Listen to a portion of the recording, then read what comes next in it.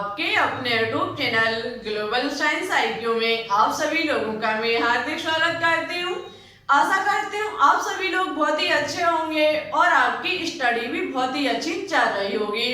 तो जैसा कि आप सभी लोगों ने थंबनेल में देख ही लिया होगा, मैं दिशा यादव आज आपके लिए ऊष्मागतिकी का पार्ट नंबर 2 लेकर के आई हूँ, जिसमें आज हम आपको वर्क एवं इंटरनल एनर्जी के बारे में जानकारी देने वाली हूँ, जिसे हिंदी में कार्य एवं आंतरिक ऊर्जा कहा जाता है। दोनों ही टॉपिक को हम बहुत ही डिटेल से बताएंगे और सभी चीजों को आप सभी लोग मेरे साथ कॉपी में नोट डाउन करते हुए चलना, क्योंकि आज का टॉपिक आपके एग्जाम के लिए मोस्ट इंपॉर्टेंट एंड कीमती टॉपिक है। अभी तक आपने ऊष्मागतिकी के पार्ट नंबर 1 को नहीं देखा तो एक बार जरूर देख लें, क्योंकि वहां हमने आपको इस चैप्टर की बेसिक जानकारी दी और जब तक आपको बेसिक जानकारी पता नहीं होगी आप अन्य चीजों को नहीं सीख पाएंगे। ठीक है, तो सबसे पहले आप पार्ट नंबर 1 को अटेंड करें। तो फिर चलिए टाइम ना वेस्ट करते हुए बात करते हैं आज के टॉपिक को। उसी के साथ साथ यदि आपको आज की वीडियो अच्छी लगे, पसंद आए, तो प्लीज इसे लाइक एंड दोस्तों के साथ शेयर करना बिल्कुल भी ना भूलें। चैनल पर न्यू हो तो प्लीज इसे एक बार सब्सक्राइब करके बेल आइकन को प्रेस ऑल पर क्लिक कर लें, जिससे हमारी अन्य आने वाली वीडियो के नोटिफिकेशन आपके पास आसानी से पहुंच सके। तो फिर चलिए अब बात करते हैं टॉपिक पर, नजर डालते बोर्ड की तरफ। देखो, सबसे पहले हम बात करेंगे कार्य पर, जिसे इंग्लिश में कहा जाता है वर्क। बहुत ही इंपॉर्टेंट है, आपने वर्क के बारे में फिजिक्स में बहुत ही अच्छे से पढ़ा होगा, कार्य के बारे में आपने भौतिक विज्ञान में बहुत ही अच्छे से डिटेल से पढ़ा होगा।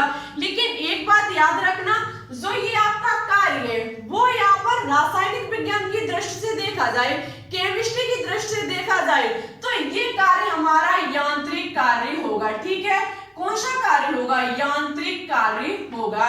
यदि आप फिजिक्स के हिसाब से देखोगे तो आप कार्य को कार्य के हिसाब से पढ़ोगे, लेकिन यहाँ पर यदि आप केमिस्ट्री की दृष्टि से देखोगे तो ये हमारा एक प्रकार का यांत्रिक कार्य होगा, जो कि एक निकाय से होगा। ठीक है, किस प्रकार से किसी भी निकाय से, सिस्टम जिसे तंत्र कहते हैं, किस प्रकार से होगा, हम इसके बारे में डिटेल से चर्चा करेंगे। तो देखो, यांत्रिक कार्य आपको पता है कार्य बराबर होता है बल इंटू विस्थापन। ठीक है, बल इंटू विस्थापन, ये आपने फिजिक्स में पढ़ा होगा, बल इंटू विस्थापन। कार्य आपको पता है W बराबर हो जाएगा आपका F इंटू डेल्टा L, ये हमारा हो जाएगा यांत्रिक कार्य। ठीक है, किसकी दृष्टि से? रासायनिक विज्ञान की दृष्टि से। वैसे हमारा वर्क होता है, लेकिन यहाँ पर आकर के हमारा यांत्रिक कार्य हो जाता है। ठीक है, देखो, यदि हम इस कार्य को किसी सिस्टम के द्वारा समझना चाहें कि किसी भी सिस्टम में ये कार्य किस प्रकार से काम करेगा, तो हम इसे बहुत ही आसानी से समझ सकते हैं। जैसे कि एक हम ले लें गैस सिलेंडर को। ठीक है, ये है हमारा सिलेंडर, ये है हमारा सिलेंडर जिसमें भरी हुई है क्या? गैस, जिसमें ये स्टूडेंट भरी हुई है गैस। ठीक है, बहुत ही ध्यान से समझना इस चीज को, और प्लीज आज की वीडियो को ज्यादा से ज्यादा अपने दोस्तों के साथ शेयर करना। देखो, बहुत ही करीब आने वाले हैं अपन तुम 700 प्लस सब्सक्राइबर के। 700 प्लस सब्सक्राइबर ज्यादा दूर नहीं है, यदि आप लोग चाहो तो आज शाम तक 700 सब्सक्राइबर कंप्लीट करा सकते हैं। देखो, सपोर्ट कीजिए, जल्दी से जल्दी 1K सब्सक्राइबर कंप्लीट करा दीजिए, 1000 सब्सक्राइबर कंप्लीट करा दीजिए, जिससे कि आपकी लाइव क्लास चलनी हो जाए शुरू। और एक बात का विशेष ध्यान रखना, लाइव क्लास हम बोर्ड पर ही अटेंड करेंगे। सभी क्वेश्चन, जो भी टॉपिक होगा, सभी को हम बोर्ड पर ही क्लियर करेंगे, आपके साथ फेस टू फेस बात करेंगे। तो ज्यादा से ज्यादा सपोर्ट कीजिए। आप सभी लोग सपोर्ट नहीं करते हो तो मेरा भी मन कम लगता है। मैंने बोल रखा है, यदि रक्षाबंधन तक 700 प्लस सब्सक्राइबर कंप्लीट हो जाते हैं तो आपकी ऑर्गेनिक केमिस्ट्री को भी स्टार्ट कर देंगे। ठीक है, तो देखो, जैसे कि हमको ये गैस सिलेंडर लेते हैं जिसमें भरी हुई है गैस। ठीक है, ये गैस जिसके बीच में स्टूडेंट रखा हुआ है एक पिस्टन। क्या रखी हुई है? एक पिस्टन रखी हुई है, तो ये हमारा निकाय हो जाएगा। ये हमारा क्या हो जाएगा? निकाय हो जाएगा। इसके आसपास का एरिया जो होगा वो हमारा क्या हो जाएगा? परिवेश, सराउंडिंग कहलाएगा। लेकिन हम ओनली बात करेंगे सिस्टम को लेकर के। गैस सिलेंडर हमारा निकाय है जिसमें भरी हुई है गैस, जिसके बीच में हम रख देते हैं पिस्टन को। जैसे ही हम पिस्टन को रखते हैं तो ये जो हमारा गैस होती है ये क्या लगाती है? दाब लगाती है। दाब के कारण यहाँ पर बल उत्पन्न हो जाता है। यहाँ पर जैसे ये गैस दाब लगाती है तो ये पिस्टन इतनी दूरी छोड़ करके यहाँ पर आ जाती है, इतनी दूरी क्रॉस कर लेती है। कौन? पिस्टन। किसके कारण? गैस के द्वारा लगाए गए दाब से उत्पन्न बल के कारण। ठीक है, ये पिस्टन जो होगी वो यहाँ पर पहुंच जाएगी। पहले इसकी जो दूरी थी वो L1 थी, लेकिन दाब के द्वारा लगाए गए बल के कारण जो दूरी हो गई वो कितनी हो गई? L2 हो गई। इस गैस का जो क्षेत्रफल होगा वो हमारा A होगा। ठीक है, हम मान लेते हैं ये क्षेत्रफल है। अब आप देख सकते हैं अब इनके बीच यहाँ से बल लगाने से क्या हुआ? विस्थापन। देखो ये बात का विशेष ध्यान रखना, जब तक बल नहीं लगेगा तब तक विस्थापन नहीं होगा, और यदि हम बल को कंटिन्यू लगाते रहे और उसमें विस्थापन ना हो तो स्टूडेंट समझ लेना वह हमारा वर्क नहीं हो रहा है। जैसे कि हम बात करें, बहुत सारे स्टूडेंट कहते हैं कि हम दिन रात पढ़ते हैं लेकिन मुझे कुछ भी याद नहीं रहता। आपने बल तो खूब लगाया, आपने कोशिश फोर्स लगाने की बहुत की, लेकिन वहां पर कोई परिवर्तन नहीं हुआ, विस्थापन नहीं हुआ। जैसे आप डेली कंटिन्यू पढ़ते हो लेकिन आपकी नॉलेज में कोई भी फर्क नहीं पड़ता है, मींस वहां पर आपका कोई भी विस्थापन नहीं हुआ, तो ये हमारा किसी भी प्रकार का कार्य नहीं माना जाएगा। यहाँ पर ये दाब के द्वारा उत्पन्न बल लगातार करता और इस पिस्टन को यहाँ से हिला नहीं पाता, तो स्टूडेंट यहाँ पर विस्थापन नहीं होता। ठीक है, अब यहाँ से इस पिस्टन को यहाँ तक पहुंचाना, इनके बीच क्या हुआ? विस्थापन, means delta L। Delta L बराबर हमारा हो जाएगा L2 माइनस की L1। ठीक है, ये चीज आपको समझ में आ चुकी होगी। अब आप देख सकते हैं निकाय के माध्यम से हमारा वर्ग कैसे निकल के आएगा। चलिए हम बताते हैं आपको पता है यहाँ पर हमने जब दाब लगाया तभी बल उत्पन्न हुआ, तो दाब बराबर मींस प्रेशर, P बराबर फॉर्मूला होता है बल बटे क्षेत्रफल। क्या होता है? बल बटे क्षेत्रफल। ठीक है, बल आपका F होगा और क्षेत्रफल आपका A होगा। यहाँ से हम बल का फॉर्मूला F का निकाल सकते हैं। ये जो क्षेत्रफल A नीचे क्या कर रहा है? भाग इधर जाके गुणा करेगा, तो हमारा F बराबर निकल आएगा PA। क्या निकल आएगा? PA। इसको हम यदि समीकरण 1 में रख दें, इस F के मान को यदि समीकरण 1 में रख दें, तो देखो हमारा हो जाएगा स्मॉल w बराबर PA इंटू DL। क्या हो जाएगा? PA इंटू DL हो जाएगा। हम इस गैस सिलेंडर, इस निकाय को लेकर के बल को निकाल रहे हैं, किस प्रकार से निकलेगा? अब आप देख सकते हैं ये हमारा क्या है यहाँ पर? क्षेत्रफल, और क्षेत्रफल आपको पता है लंबाई स्क्वायर होता है। ठीक है, और DL भी हमारी एक प्रकार की क्या है? दूरी है, लंबाई है। DL विस्थापन, उसकी लंबाई या फिर दूरी मान सकते हैं हम, तो ये भी हमारी हो जाएगी लंबाई। ये लंबाई स्क्वायर, ये लंबाई हमारा क्या हो जाएगा? लंबाई क्यूब। क्या हो जाएगा? लंबाई क्यूब, और लंबाई क्यूब हमारा होता है आयतन। क्या होता है? आयतन। तो हमारा यहाँ पर हो जाएगा स्मॉल w बराबर P डेल्टा B। क्या हो जाएगा? डेल्टा B वॉल्यूम मींस हमारा आयतन हो जाएगा। ये हमारा वर्ग निकल के आएगा किसके लिए? निकाय के लिए। स्टूडेंट याद रखना, यदि तंत्र पर कार्य हो रहा है,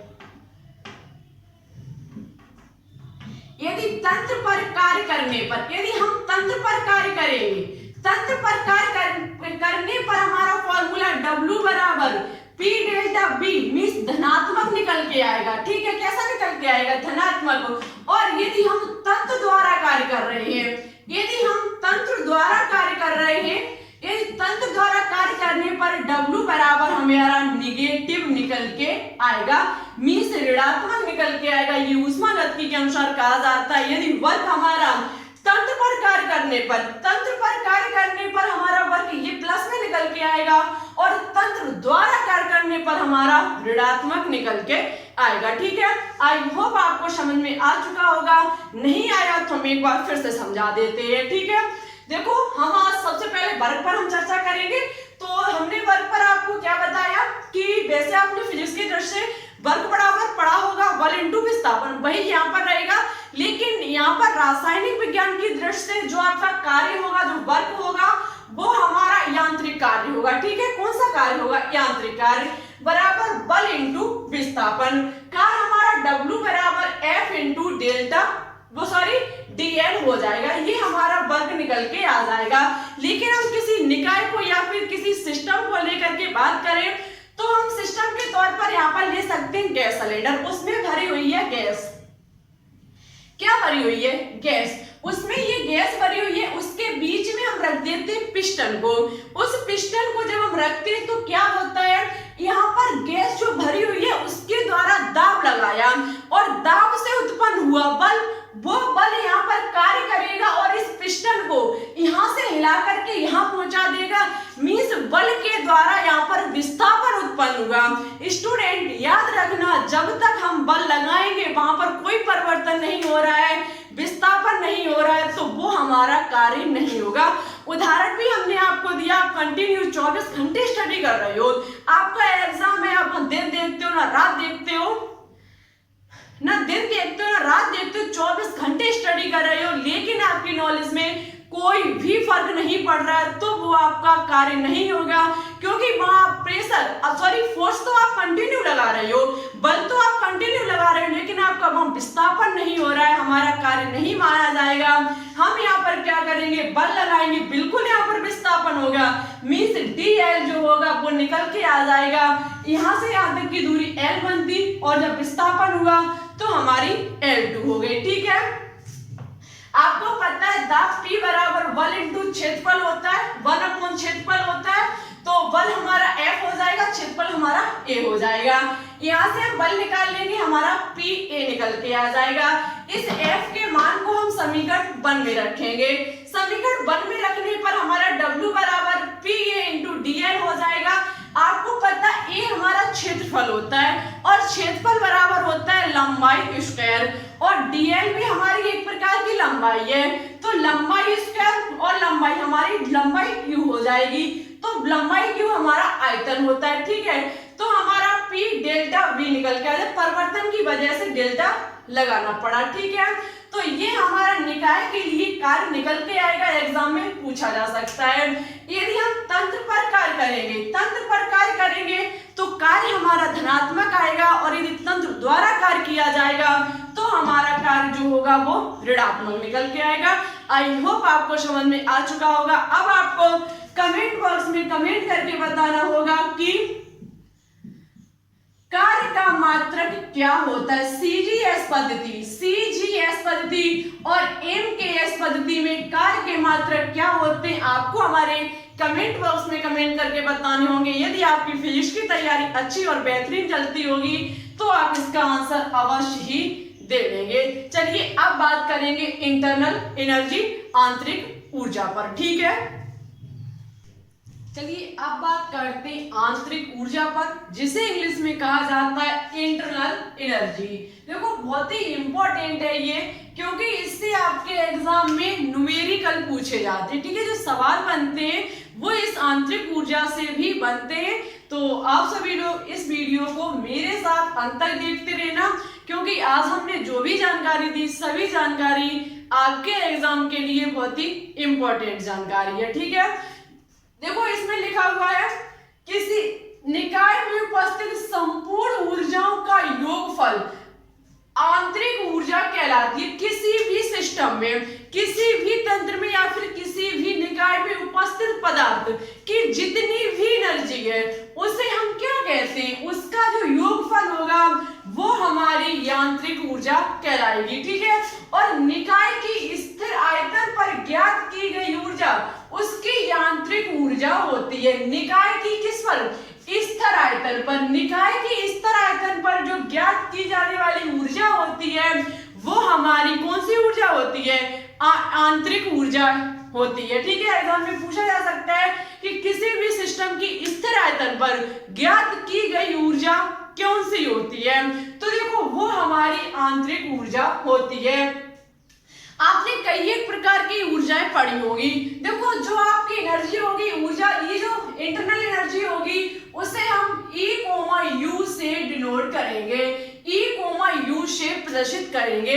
हम यहाँ पर आंतरिक ऊर्जा U बराबर बात करें तो कहीं एक एनर्जियों का योगफल होगा, कहीं एक एनर्जियों का योगफल होगा, जैसे कि UT होगा। ठीक है, UT आपकी जो होती है वो स्थानांतरण ऊर्जा होती है। हमारे साथ सभी चीजों को नोट डाउन करें। यू हमारी क्या होगी, आंतरिक ऊर्जा, जो कि निकाय में संपूर्ण ऊर्जाओं का योगफल होती है, कई एक एनर्जियों का योगफल होती है। जैसे कि फर्स्ट आपकी हो जाती है स्थानांतरण ऊर्जा, ठीक है, यूटी, प्लस उसके बाद होगा यूआर, क्या होगा, यूआर। यूआर जो होती है वो आपकी घूर्णन ऊर्जा होती है, ठीक है। हम चलिए लिख देते हैं, सबको भी लिखेंगे।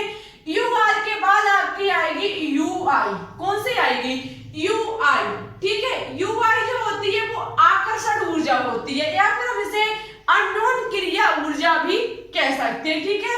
यूआई के बाद आएगी आपकी यूवी। यूवी, यूवी जो होती है वो आपकी कंपन ऊर्जा होती है, ठीक है। कौन सी ऊर्जा होती है, कंपन ऊर्जा होती है। उसके बाद आपकी आएगी यूई, जो कि हमारी इलेक्ट्रॉनिक ऊर्जा होती है, ठीक है। उसके बाद आपकी आएगी उसके बाद आएगी यूए, जो कि नाभिकीय ऊर्जा होती है। हम सबको लिखते हैं यू आपकी आंतरिक ऊर्जा, और यहाँ पर ये जो यूटी है, यूटी बराबर आपकी होगी स्थानांतरण ऊर्जा। कौन सी ऊर्जा होगी, स्थानांतरण ऊर्जा, ठीक है, स्थानांतरण ऊर्जा। उसके बाद यूआर जो होगा वो आपकी होगी, यूआर जो होगी वो आपकी घूर्णन ऊर्जा होगी, ठीक है। कौन सी ऊर्जा होगी, घूर्णन ऊर्जा होगी। उसके बाद यूआई, यूआई जो होगी वो आपकी होगी आकर्षण ऊर्जा। कौन सी ऊर्जा होगी, आकर्षण ऊर्जा, जिसे हम अन्योन क्रिया ऊर्जा भी कह सकते हैं, ठीक है, अन्योन क्रिया ऊर्जा, ठीक है। और उसके बाद आपकी है यूवी। यूवी जो होती है वो आपकी कंपन ऊर्जा होती है, ठीक है, कंपन ऊर्जा होती है। उसके बाद यूवी जो कि हमारी इलेक्ट्रॉनिक ऊर्जा होती है। कौन सी ऊर्जा, इलेक्ट्रॉनिक ऊर्जा, इलेक्ट्रॉनिक ऊर्जा। उसके बाद आती है यूए, जो कि हमारी होती है नाभिकीय ऊर्जा। कौन सी ऊर्जा होती है, नाभिकीय ऊर्जा। तो अब याद रखना, जो आपकी आंतरिक ऊर्जा होती है वो कई एक ऊर्जाओं का योगफल होती है। जैसे कि आपकी स्थानांतरण ऊर्जा हुई, घूर्णन ऊर्जा हुई, आपकी ये आकर्षण ऊर्जा हुई, कंपन ऊर्जा हुई, इलेक्ट्रॉनिक ऊर्जा हुई, और आपकी नाभिकीय ऊर्जा हुई, ठीक है। इन सभी की जो कहने का मतलब है योगफल होगा, उसको कहा जाएगा आंतरिक ऊर्जा। और इसमें एक विशेष पॉइंट है कि यांत्रिक ऊर्जा एक अवस्था फलन है। वेरी वेरी इंपॉर्टेंट पॉइंट, कहीं एक एग्जाम में पूछा जा चुका है कि यांत्रिक ऊर्जा एक कैसा फलन है, कैसी अवस्था है। तो ये एक अवस्था फलन है, ठीक है, एक अवस्था फलन है। इस बात का विशेष ध्यान रखें। अतः इसका मान तंत्र की अंतिम एवं प्रारंभिक अवस्थाओं के आंतरिक ऊर्जा पर निर्भर करता है। जो आपकी यांत्रिक ऊर्जा होगी, उस जो अवस्था फलन होगा वो आपका अंतिम एवं प्रारंभिक अवस्था पर निर्भर करेगा। माना कि तंत्र की प्रारंभिक आंतरिक ऊर्जा U1 है तथा द्वितीय जो आपकी अंतिम होगी वो U2 होगी, तो आंतरिक ऊर्जा परिवर्तन डेल्टा U होगा। डेल्टा U बराबर U2 माइनस की U1 होगा। देखो ये जो आपकी, अब आप क्वेश्चन उठा सकते हो कि यांत्रिक और प्रारंभिक जो आपकी ऊर्जा होगी वो हम कैसे निकालेंगे। तो देखो ये जो हमारी पता चलेगी वो हम हीट के द्वारा पता करेंगे। हीट यदि हम किसी को देंगे तो देखते हैं उसमें वृद्धि हो रही, उसमें से ऊष्मा बाहर निकल रही या नहीं निकल रही, उसके हिसाब से एनर्जी के पहले हमारी ऊष्मा दी, उसके पहले क्या ऊर्जा थी, और ऊष्मा देने के बाद हमारी क्या ऊर्जा निकल के आएगी। उस दोनों के जब हम माइनस करेंगे तब हमारी आंतरिक ऊर्जा निकल के आएगी, ठीक है। ये एक हमारी अवस्था फलन होती है। आई होप आपको ये दोनों ही टॉपिक समझ में आ चुके होंगे। मन में किसी भी प्रकार का डाउट हो आप कमेंट बॉक्स में कमेंट करके बता देना, हम आपको नेक्स्ट क्लास में समझाने की पूरी कोशिश करेंगे। साथ ही साथ एक बात और आप सभी लोगों से कहनी है, प्लीज यदि आपको ऑर्गेनिक केमिस्ट्री चाहिए तो ज्यादा से ज्यादा वीडियो को सपोर्ट कीजिए। वीडियो अच्छी लगे तो लाइक कीजिए और साथ ही साथ अपने दोस्तों के साथ हमारी वीडियो को शेयर कीजिए। चैनल पर न्यू हो तो प्लीज इसे एक बार सब्सक्राइब करके बेल आइकन को प्रेस ऑल पर क्लिक कर ले, जिससे हमारी आने वाली वीडियो के नोटिफिकेशन आपके पास सबसे पहले पहुंच सके। अब आपको नेक्स्ट क्लास में पढ़ाया जाएगा ऊष्मागतिकी का प्रथम नियम, जो कि बहुत ही इम्पोर्टेंट है। और ये ऊष्मागतिकी चैप्टर शायद आपने बहुत कम समझ में आता होगा पहले आप, लेकिन अब तो हम गारंटी देते कि अब आपको समझ में आने लगा होगा, ठीक है। और इसे बहुत कम टीचर पढ़ाते हैं, इसे बहुत कम समझाते हैं, क्योंकि ये सब समझते हैं कि एग्जाम में क्या एक दो क्वेश्चंस बनेंगे, लेकिन बहुत ही अच्छे खासे क्वेश्चंस इससे न्यूमेरिकल पूछे जाते हैं। सभी न्यूमेरिकल को हम सॉल्व कराएंगे, तो ज्यादा से ज्यादा सपोर्ट कीजिए, दोस्तों के साथ शेयर कीजिए। फिर ठीक है, चलते हैं। Thanks for watching this video. जय हिंद, जय भारत।